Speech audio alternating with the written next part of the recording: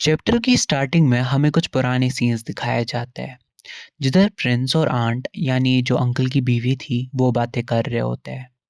इधर aunt Prince से बोलती है, आपके अंकल की 3 शादियां हुई है आज तक, जिसमें पहली बीवी की घुड़सवारी में मौत हो गई और दूसरी बीवी ने शादी तोड़ दी क्योंकि वो किसी और से प्यार करती थी। और मैं अंकल की तीसरी बीवी हूँ। आपके अंकल भी ये शादी नहीं करना चाहते थे, बट पॉलिटिकल रीजंस की वजह से हमें ये शादी करनी पड़ी। फिर यही बातें करते करते शाम हो जाती है और प्रिंस आंटी और अंकल को बाय बोलता है क्योंकि वो अपने घर जा रहा होता है।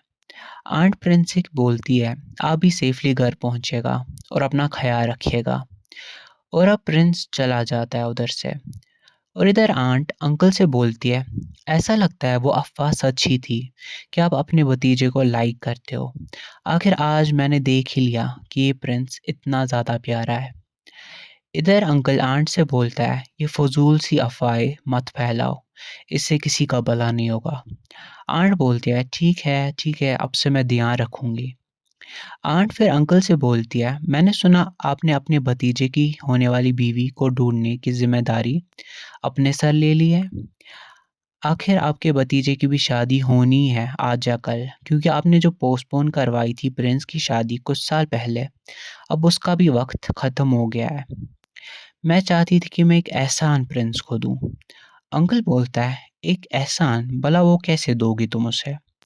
आंट जवाब देती है, इस बार मैं भी आपके साथ जाऊँगी दूसरी कंट्री, जिधर आप जाते हो कभी-कभी। अंकल बोलता है, जितना मुझे याद है, आप तो पिछली बार भी मेरे साथ गई थी उधर। आंट बोलती है, नहीं, इस बार मैं हमेशा-हमेशा के लिए चली जाना चाहती हूँ। आप सबसे कह देना कि मैं भाग गई या तो मर गई। अंकल आंट से बोलता है, क्या तुम्हारी फैमिली को इस बारे में पता है? आंट बोलती है, नहीं, बट अगर पता भी चलेगा उनको, वो तो आपके लिए अच्छी बात होगी ना। इधर अंकल फिर अपने मन में सोचता है कि अगर मिस्टर मिनग्योंग यानी जो आंट के पापा है, उसको पता चलेगा कि उसकी बेटी भाग गई, तो वो तो अपनी फैमिली की इज्जत बचाने के लिए मेरी हर बात मानेगा बिना कोई सवाल पूछे। इधर अंकल फिर आंट से बोलता है, बट मेरी इज्जत का क्या? मेरी 2 बीवियां पहले ही मुझे छोड़कर चली गई है। अगर अब तुम भी चली जाओगी तो फिर क्या होगा? आंट बोलती है, हाँ, बट आप तो यही चाहते हो ना कि मैं हमेशा हमेशा के लिए चली जाऊं। वैसे भी ये आपकी गलती नहीं होगी, तो आपकी इज्जत पे कोई दाग नहीं लगेगा। और अगर मैं चली जाऊंगी तो फिर आपको भी इन शादी के मसलों से छुटकारा मिलेगा और आपको कोई और तंग नहीं करेगा कभी शादी करने के लिए फिर से। फिर हमें कुछ टाइम बाद का सीन दिखाया जाता है जिधर आंट एक समुंदरी जहाज पर सवार होने वाली होती है। वो अपना चेहरा छुपा कर खड़ी होती है और अंकल से बात कर रही होती है। अंकल आंट से बोलता है, आखिरकार जैसा तुमने चाहा वैसा ही हो रहा है। आंट बोलती है, आपने भी तो वो पाया जो आप हासिल करना चाहते थे। आपने मेरे घर और मिनिस्टर यानी मेरे पापा पर पूरा कंट्रोल हासिल कर लिया और आपने अब फिर से अपने भतीजे की शादी पोस्टपोन कर दी। और क्या आप और कुछ भी पाना चाहते हो आप? अंकल बोलता है, अब हम दोनों हस्बैंड वाइफ नहीं हैं और अब तुम हमेशा हमेशा के लिए गायब होने वाली हो, सो अब मुझे तुमसे कुछ नहीं चाहिए।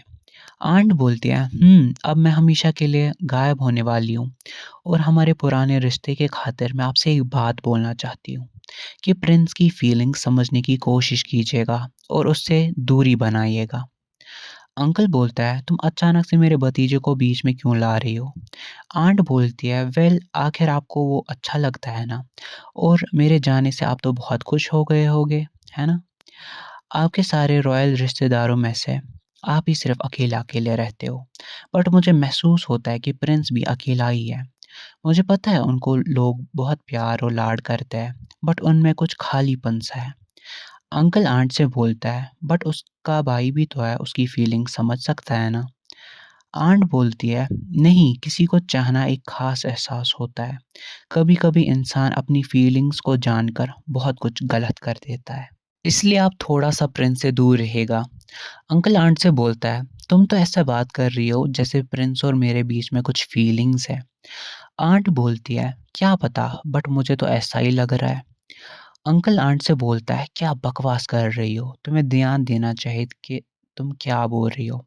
वरना तुम्हारा सर तुम्हारे बदन से जुदा हो जाएगा। इसलिए बोलने से पहले सोचा करो कि क्या बोल रही हो।" आंट बोलती है, ठीक है, बट मैंने ये सब कुछ बहुत सोचने के बाद ही बोला है।" इधर फिर अंकल जा रहा होता है और जाते-जाते अंकल आंट से बोलता है, "तुम प्रिंस और मेरी एज ही देख लो, मैं उससे 14 साल बड़ा हूँ, सो ऐसे ख़्याल लाना भी पागलपन है।" फिर ये सीन कट हो जाता है और प्रेज़ेंट टाइम में प्रिंस अंकल के घर आ गया होता है उनसे मिलने के लिए। अंकल प्रिंस से बोलता है, "तुमने फुल मून की रात ही क्यों चुनी मिलने के लिए?" प्रिंस अंकल से बोलता है, "ये तो बस एक इत्तेफ़ाक यानी संयोग था।" अंकल बोलता है, "मुझे लगा तुमने ये रात इसीलिए चुनी क्योंकि लास्ट टाइम किस हमने फुल मून की रात ही की थी और मुझे लगा था तुम मेरे घर कभी नहीं आओगे और मुझे देखना तक पसंद नहीं करोगे।" प्रिंस अंकल से बोलता है, "अगर मैं ये करता यानी आपके पास नहीं आता, तो क्या पता आप मेरे भाई को मारने के लिए रॉयल पैलेस जाते?" अंकल बोलता है, "तो बताओ अब हमारा मिलन कैसा रहेगा मेरे प्यारे प्रिंस? और क्या तुम मेरे साथ रहोगे या फिर एक दुश्मन की तरह हाथ में तलवार लिए मेरे खिलाफ रहोगे?" प्रिंस बोलता है, "मैं आपके खिलाफ ही रहूँगा।" अंकल प्रिंस से बोलता है, "तो फिर तुम इधर क्यों आए हो आज मेरे साथ इंटीमेट होने के लिए?" प्रिंस जवाब देता है, "मैं इसलिए आपके पास आया हूँ ताकि मैं आपको अपवित्र कर सकूँ। मैं आपको तख्त पर बैठने के काबिल नहीं रखूँगा। आप पर बदनामी की मुहर लगाने आया हूँ। मेरे साथ शारीरिक संबंध बनाकर आप पर ऐसा बदनामी का दब्बा लगेगा कि आप कभी भी तख्त पर बैठने के लायक नहीं रहोगे।" अंकल बोलता है, "तुम क्या सारी बातें सच-सच बोल रहे हो? और क्या होगा कि अगर हम सिर्फ किसिंग ही करेंगे आज और कुछ नहीं, तो क्या तुम सैटिस्फाई होगे?" इधर प्रिंस अपने मन में बोलता है, "नहीं, अब मैं पीछे नहीं हट सकता हूँ। मेरी फीलिंग सच है या झूठ इसका कोई मतलब नहीं है अभी। और आज मैं अंकल के सर बदनामी का दब्बा लगा कर ही रहूँगा, ताकि वो तख्त हासिल ना करे और मेरे भाई की जान बच जाए। क्योंकि ऐसी बदनामी का दब्बा एक जानवर पर भी नहीं होता है।" इधर फिर अंकल प्रिंस से बोलता है, "आखिर आज तुम किस हद तक जाओगे? और क्या पता मैं वो सब करूँगा जो तुमने सोच रखा होगा? और क्या तुमने कभी अपने आप को टच किया है, ये सोचकर कि ऐसा मैं करता तुम्हारे साथ?" प्रिंस बोलता है, "नहीं, नहीं, मैंने ऐसा कभी नहीं किया है।" अंकल बोलता है, "ओह! तो तुम ये कह रहे हो कि तुम्हें एक-एक करके सब चीज़ मुझे समझानी पड़ेगी? और मुझे नहीं पता कि इधर बदनाम कौन हो रहा है, मैं या तुम?" फिर इधर ही चैप्टर एंड हो जाता है। Thanks for watching. अगर आप मेरी चैनल पे नए हो तो प्लीज़ सब्सक्राइब कर दीजिएगा and like this video. Thank you so much.